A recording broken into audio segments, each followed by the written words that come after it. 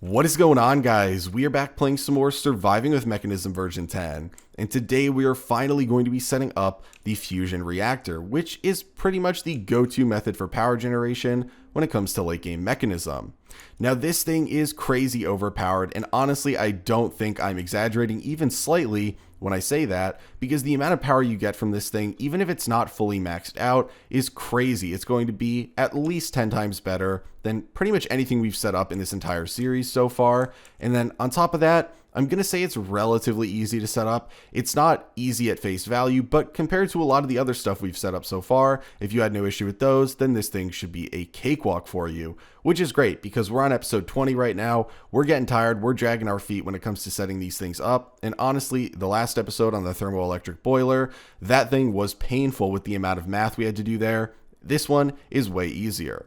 Now on top of that, it also has a super cool animation when it's running. It's not just going to be a boring block like the fission reactor over here where it just sits with some water in it. You actually get to see some cool stuff, so that's always a plus. Now, hopefully that was enough selling points to get you guys to actually want to set this thing up, because it's probably going to save you in the long run instead of trying to make a bunch of other random power generation methods like we kind of have right now.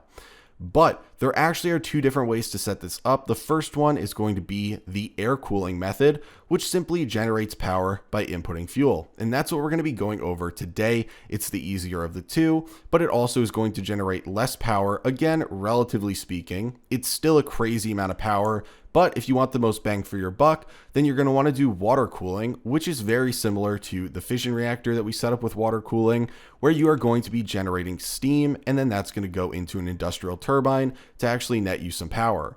Now, it's a little bit different in the sense that the reactor itself is going to generate some power this time and then also steam. So you actually kind of get this weird mix of the two, but it is still going to net you more power. That we are going to cover in the next episode. And do not worry, if you follow this episode, it's very easy to just upgrade your air-cooled reactor to a water-cooled one. So don't think you're going to have to reset up the entire thing, like when we switched from the water cooling to the sodium cooling on the fission reactors. So that is a lot of talking. We got a lot of stuff to get through today, so we're going to start the crafting in just a second. But for those of you that do not want to watch the crafting, you can feel free to jump to the next section of the video where we actually start setting this up, and you can find a timestamp in the description. No hard feelings. I understand if no one wants to watch crafting.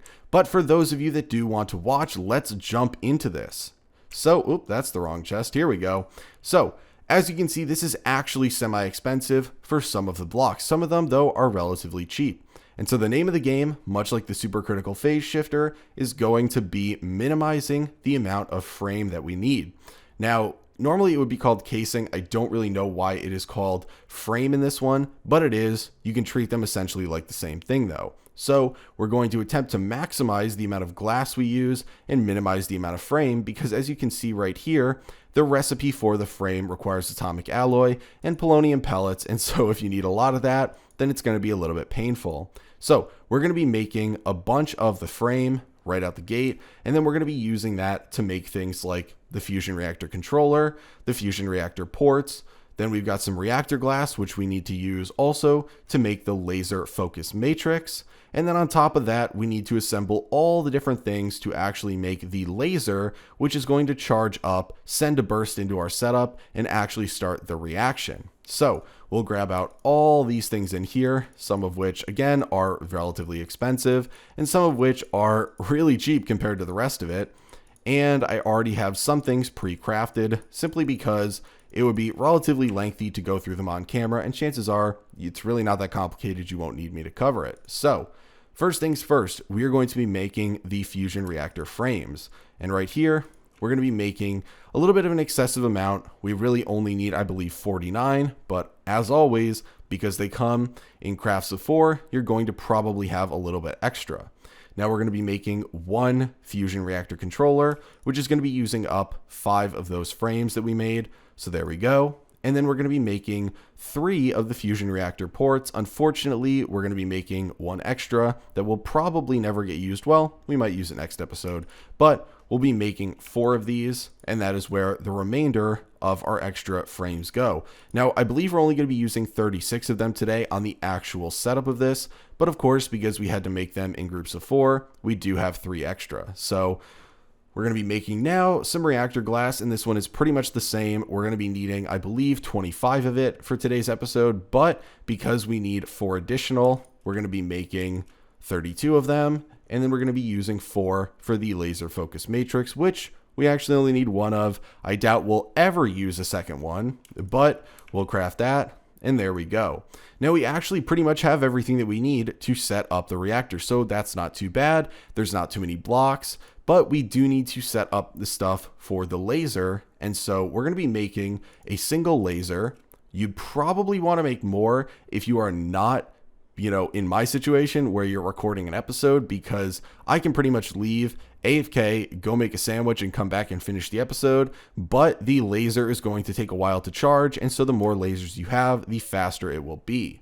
Now we're also going to be making the laser amplifier, which is what you fire the regular laser into and charge this up, and this holds a ton of power, so you can let it out in one big burst. So there we go, making one of those. And then we already have the lever crafted, which you need for the laser amplifier to very easily flick it on and off so that you can fire or not fire into your system.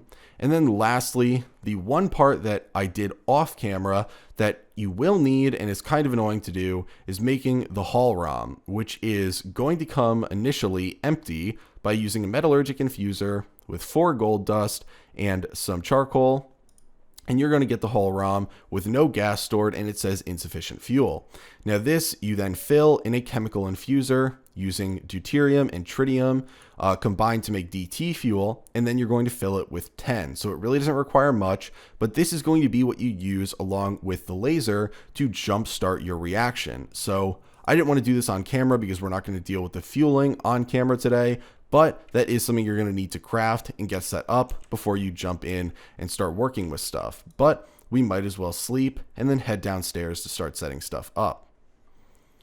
Okay, so let's go to the basement now that we have everything we need, and we can start setting this thing up. So first thing that I want to say is this is not like a lot of the other multi-blocks that we've set up so far, because you cannot adjust the sizing of it. It's actually very similar to the supercritical phase shifter in that the sizing is going to stay the same. It's just one static shape, but you do have the option to adjust the different faces of the multi-block, and the name of the game, much like with the SPS, is going to be reducing the amount of frame, which is technically the same as casing, but reducing the amount of frame needed because it is so much more expensive than the frame or than the glass that you could be using in its place. So we're going to be making only the edges of the whole setup out of the frame, and then all the faces, even the ones that we can't see, are going to be made out of glass. It is way cheaper. And then we'll have the ports where we need them, and the matrix also where we need it. And then lastly, the controller, and those are all going to go on different faces, essentially as the middle blocks. So I know it's a little bit weird when I say it like that, but we can pretty much just jump into setting it up. So we'll grab out pretty much all the different things that we could possibly need for setting this up. And then we can hop down here. I have a nice little 5x5 area down here, which is the exact size that you will need to set up your reactor. The reason I have it down here is the controller is going to go on the top, and the only way to access it is from the top. So you're going to need some way to actually get up there to get in to access the internals of it. Now, chances are once you actually have it set up and you have things adjusted initially, you're really not going to have to get in and change too many things, but right out the gate, you will have to be able to get on the top. You'll probably be able to fly up there, but if you want to be able to get up there without flying, then you might want to dip down a little bit into the ground in your base to set it up, which is exactly what I'm doing. But so for the first layer, out of the 5 layers, we're going to be setting it up just like this. So we're going to build all the edges like so out of the frame, and then right in here, the middle 5 blocks, we're going to be making out of glass. So just like that, that is the first layer. Now the second one, we are going to be making what is technically a 5x5 square outline, but without the corners. And because there's no corners on this one, then we are going to only be able to use 1 reactor glass per side. So we're going to do frame, glass, frame, and then the same thing over here, the same thing over here, and the same thing over here.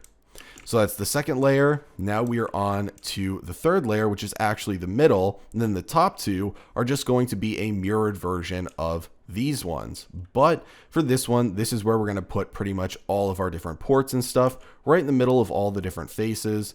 So we're going to grab out one port and put it here for an input for either the deuterium or the tritium. We'll put a port right here. Chances are this will be the output for our power.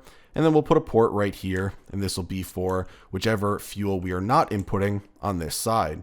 And then over here, we're going to put down our laser focus matrix. And then we can put on each side of these 2 pieces of glass, just like this, and then fill in the corners with the frame. So there we go. Nothing too bad yet. And now we're just going to be mirroring, like I said, the layers that were directly below it. So this one is going to be the no corner 5x5 outline, just like this. So 3 on each side with 2 frames. And then lastly, we're going to be duplicating the very bottom layer right up here, which is going to be like so. It's kind of difficult to set up since we can't place stuff on the ground again, but just like this, and we can build it around. And then we're going to be putting the controller down as the actual center block here. So we'll go like that,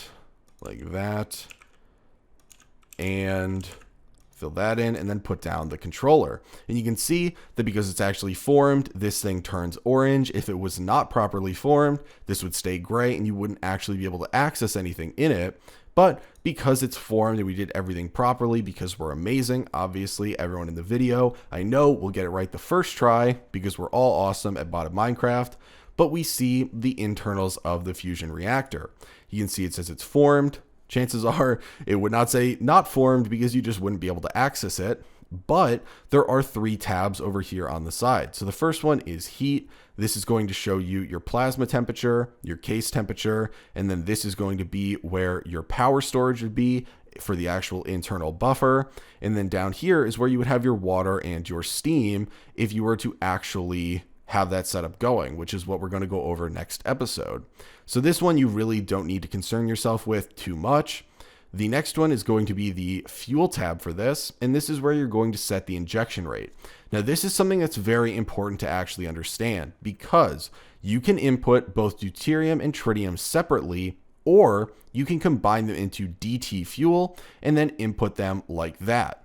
The difference between the two is going to be that when you input them separately, which is the ideal way to do it, you are going to have a stable, continuous reaction that's constantly running and generating power.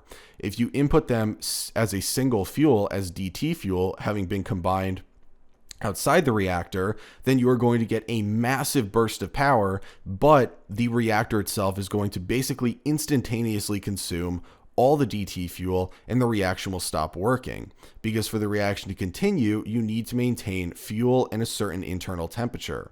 So the idea basically is when you supply them separately and set the injection rate is for each individual material being combined to make DT fuel inside the reactor, which is then instantaneously consumed. So chances are, if you want to set this up as an actual power source, you're going to want to input them separately with 2 different ports and then combine them inside at an injection rate that matches however fast you can produce the limiting reactant, which means whichever one you're producing less of is going to be the limiting reactant, which is going to determine the injection rate you can set. It doesn't matter if one of them is produced at 5 times the rate, you can only use it as if you're using the lesser of the 2 produced ones. So I can't remember, I want to say it is going to probably be tritium that is the lesser produced one. But we'll go over how those are made a little bit later in the episode. But for this is where you're going to edit the rate. Now over here in the, what is this called? The statistics tab, you're going to have statistics for both an air-cooled and a water-cooled reactor. Now it's going to tell you for the air-cooled, the minimum injection rate is 2. If you set it anything lower than this, it's going to round to 0. So if you go for 1, it will round to 0 and your reaction will stop running. The minimum injection rate is there because you need to maintain a constant temperature inside that is higher or at the ignition temperature, which is right here, which is 100 megakelvin.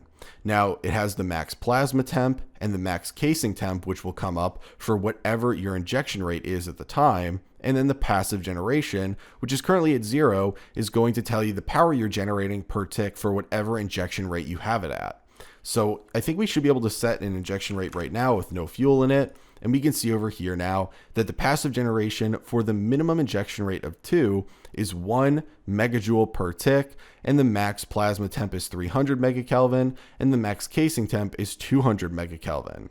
So really all we need to be concerned with is making sure that you have enough fuel to supply your minimum injection rate, which will maintain a minimum temperature that is higher than the ignition temp, which is what's going to be needed to actually keep the reaction running.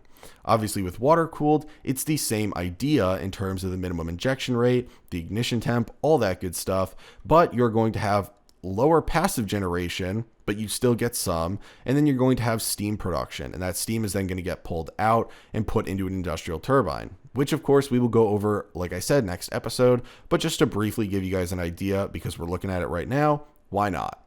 So now that we have the actual reactor set up, we need to start getting stuff situated to jumpstart the reaction. And there's two key pieces for that. The first one being the hull ROM, which needs to have DT fuel in it. Now, the way you fill this up, because after you make it, it's going to be empty, is put it into a chemical infuser that is making DT fuel, and 10 of it will go in here, and that's good to go. This is then going to go when you access your fusion reactor right here in the initial one space to put this down. And essentially what happens is this is consumed when we fire a burst of energy through the laser focus matrix to start the reaction. And what we need to do is make this reach its internal temperature that is at or higher than the listed ignition temperature right here. It's going to ignite it, it's going to consume the hull ROM, and your reaction will start. And then you need to make sure you're constantly supplying it with the deuterium and tritium to keep the reaction going consistently. So really the main annoying part of actually getting this going is starting the reaction. And so this is where the laser amplifier comes in and the laser itself. And we're going to grab out on top of this a quantum entangloporter because we need power for this. So we'll grab one from right here. And we're going to want to set this up so it is aiming at the laser focus matrix. So if I put it right here, we should be able to, can we rotate this right like that? Yeah, so you're going to want to make sure the output of it is going to be where you see the face with this red square. And so we want it to be pointing directly at the laser focus matrix. And the idea of the laser amplifier is it can store up to 5 gigajoules of power. And you're able to make it so that this thing stores all the power up and then fires it all at once. And that's critical because we need to make sure that the reactor reaches that extremely high ignition temperature and doesn't allow the heat to dissipate. If you get 99% of the way there, then you missed it. And you're going to have to go from scratch all the way again because the heat is going to dissipate from the reactor and it's not going to be able to reach the max temp because it's so high. The only way to actually maintain it is to get the reaction going right out the gate and actually generate further heat from burning the fuel inside of it. So over here, you'll probably find various numbers online, and no one's going to give you an actual exact number, but I have found through testing that roughly 1 gigajoule is sufficient to actually get it to the required temperature. This may vary, obviously, if you're playing in different mod packs or things like that, because they can change it, but for this, that's roughly a safe value, so 1/5 of the way full. And so the way I do this is to just put a lever down right here and make this so that it is redstone detection normal, so that when we flip the lever, it's going to fire it. Now, the way that you actually get power into this is by putting down a laser. So I'll put it right here, and we're just going to want to make sure we rotate it so it's pointing at the laser amplifier, and then we'll put down a quantum entangloporter. We will set it to power, and then we'll make sure that we have energy coming out all the sides, auto ejecting. And you can see now that there is a laser. There's not a ton of room right here between the two to see it, but that the laser is now firing into the laser amplifier and it is increasing in power. Now, obviously, this is going to take forever to get done. So you can actually have lasers pointing in every single side of this, and you can actually have other laser amplifiers pointing in the side too. So if you had the red square of this on a different one pointing in this side, and you had them pointing there, you could have more lasers over here. You can have a laser going in the top, from the bottom, from the left, from the right. All the different sides can have those, and that will increase the rate at which you're inputting power into this. But as you can see, it's storing the power. And to give you guys an example, to use the power, we would flip the lever, it shoots the laser out. And if we were to go up here and actually look at the heat, you can see the temperature went up, but it did not consume our hull ROM because it did not reach the ignition temperature. Now, if you reach the ignition temperature, again, that will be consumed. So if you ever want to restart it again, you're going to need to refill another one of those. But what I'm going to do now is I'm going to hop off camera. I'm going to allow this to fill up, probably go make some lunch or something, maybe do a little bit of work. It's going to take a while, but I'm going to let it fill up. And once we are at roughly 1 gigajoule, I will hop back and we can start the reaction and go over all the fueling and stuff like that.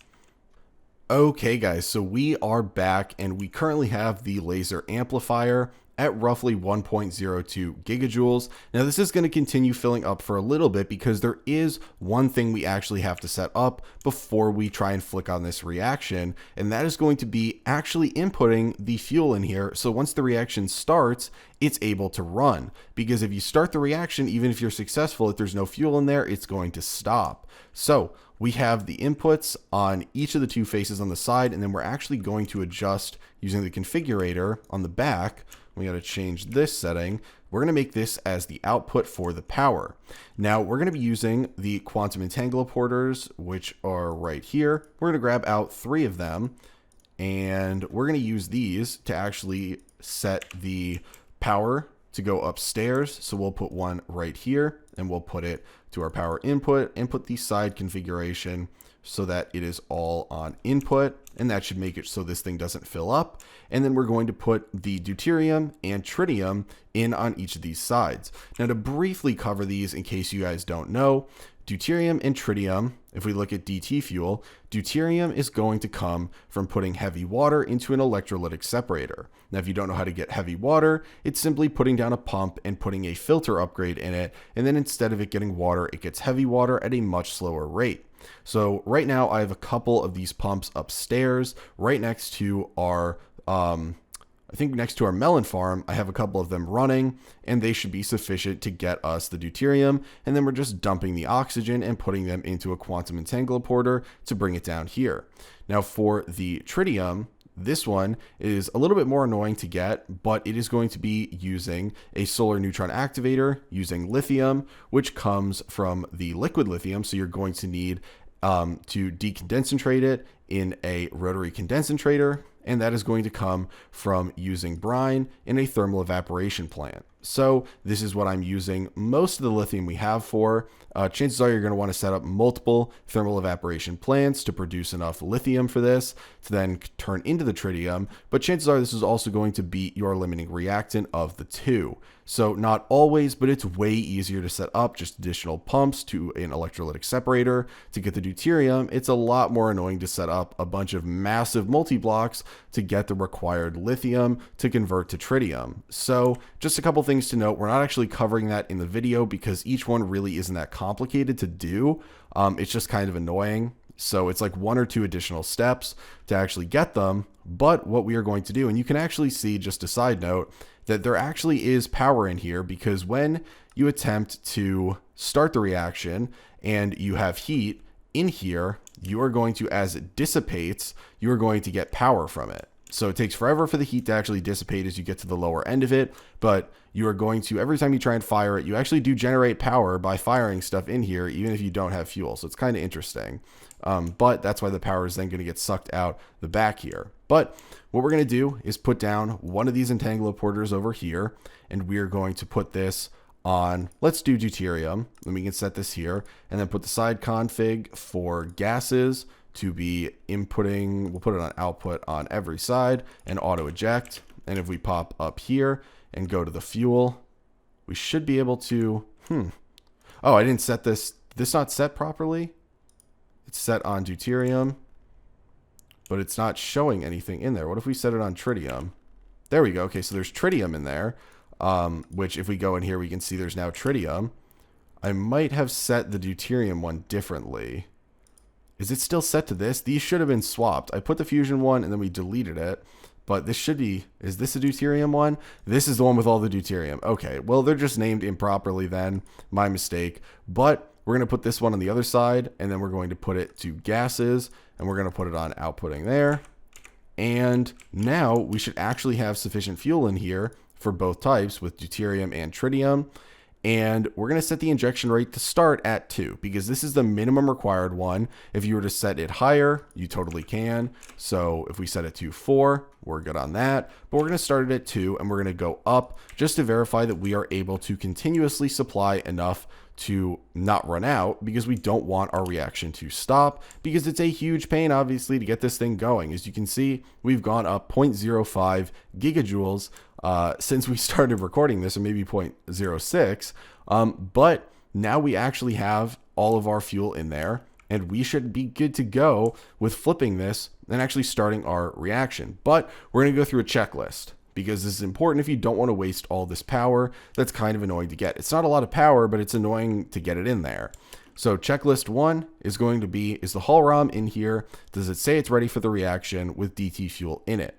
Next is going to be making sure we have an injection rate set of at least 2, and making sure that we have both deuterium and tritium in here, and that's good. And then lastly is going to be checking our amplifier to make sure that we do have a sufficient amount of power in here. And so if we were then to flick this lever, it should start the reaction. So there we go. And you can see this is the animation for it. Now, right once we do this, we want to go in here, go to the heat, and verify that it is actually going up. So you can see we started out at probably about 120 megakelvin, so 20 megakelvin over, but it was still relatively close. So having roughly 1 gigajoule is about the amount that you do need, but you can see now that it is increasing, which is important. Eventually it will stabilize out, but it's important because you want to make sure, and obviously the system will do this with having a minimum injection rate, but you really need to make sure that the ignition temp stays over 100. And you will notice if the reaction ever stops, you run out of fuel, any of that stuff, that immediately the heat will start decreasing and you will no longer have this animation that I think looks pretty cool. I don't really know what it's supposed to be, but I think it looks really cool inside of it. Now you can see that we are generating, based off of the statistics, 1 megajoule per tick. And if we look over here at the quantum entanglement porters, we can't even see these taking a hit because of the current fueling rate. So we can probably increase this to something like, let's put it at 6 for now. And then we'll go upstairs and check. We obviously, that really shouldn't even be a big issue for us. But you can see that you are going to get 3 megajoules per tick. And so honestly, that's crazy compared to all the other stuff we have set up in the base. So now if we run upstairs while that is running, we can check on our production of the deuterium and tritium simply to make sure that we are in a net gain. So it'll be a little bit hard because it is currently not going to be producing the tritium. Well, it actually is. So I guess these are still running. I guess it's raining out right now, but these are still able to run. But we can see over here that if we look at the electrolytic separator, we are able to keep up with the deuterium production without any issue. And over here, you can see that we are going up in the tritium production too. So we could actually probably set our reaction rate way higher than this and have no issue. But if we come over here, we'll see that we are actually gaining power relatively quickly. And that eventually we're going to have to upgrade this to make sure that we are not actually running out of places to store it. And you can see that this is slowly increasing because as we up the rate, we actually need the temperature to go up to reach that ideal passive generation rate. So you can see it's slowly trickling its way up to the 3 megajoules per tick, because since we upped it, it still needs to go up in internal temperature. And that's why you have the max temp listed there, is not because this thing can explode. This thing cannot explode. That max temp is simply to let you know once you have actually reached the heat that's going to generate the amount of power that it lists here. So if we look at the heat over here, you can see that we're at 704 megakelvin. If we look at the statistics, the max plasma temp is 900. So when we hit that, that is when we will reach our maximum passive generation. If we were to further up this, it will further up the plasma temperature. It is a little bit weird because eventually you will reach a point where this thing's full and it just keeps going up. So this is not actually a great visual indicator of it. You're going to want to check the statistics, but that'll let you know when you've reached your maximum power generation point. And honestly, that's it. There's really nothing else to this once you get it running. So long as you're sufficiently supplying the fuel, you will never have to start it up again. It's not going to blow up, nothing of the sort. So you can just leave it and pull all the power you want from this thing. It is crazy how much better this is than pretty much everything else offered in here. And it's essentially the reason that you are going to eventually have your fission reactors simply for nuclear waste, because the power they give at the risk they also run of blowing up your base, it's really not a great risk to reward versus what you have over here. And honestly, I think this thing's way easier to set up than those. So that's going to be it for today, guys. Hopefully you enjoyed the episode. If you have any questions, feel free to post those in the comments and let me know how crazy your power generation is with this, because some people are able to get crazy ones by inputting DT fuel they make outside of it and get bursts of power. If you're able to supply, the maximum amount of, fuel to this without doing DT fuel, that's also a crazy amount of passive generation. So let me know in the comments, and next episode, we will be going over how to upgrade this further to the water-cooled one. We'll set up an industrial turbine probably over there, and we will see just how much power we can really get out of this thing. So I will talk to you guys later.